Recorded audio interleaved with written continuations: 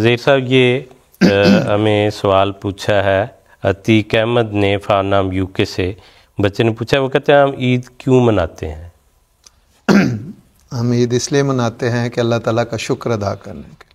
قرآن کریم میں بھی اللہ تعالیٰ فرماتا ہے کہ تاکہ تم اللہ کا شکر ادا کرو اور اس کی تکبیر بیان کرو، اس کی بڑھائی بیان کرو، کیونکہ اس نے ایک مہینہ اللہ تعالیٰ کی خاطر اپنی ان جائز ضرورتوں کو، ان جائز چیزوں کو صرف اللہ کی خاطر چھوڑنے کی توفیق دی،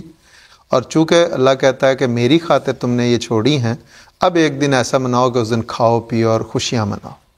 تو وہاں حضور صلی اللہ علیہ وسلم نے فرمایا یہ ہمارے جو عیدیں ہیں ہمارے کھانے پینے کے دن ہیں، خوشی منانے کے دن ہیں، تو اس لیے کہ ہمیں اللہ تعالیٰ نے فرمایا کہ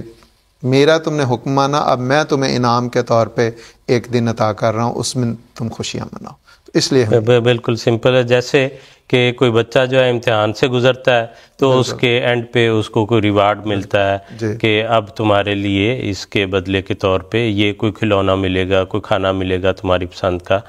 یا ماں باپ جو ہے کہتے ہیں تم نے ہماری بات مانی ہے تو اب ہم تمہیں فلاں چیز جو ہے وہ دے رہے ہیں۔ تو اللہ تعالیٰ نے یہ رحمت اور شفقت کے طور پہ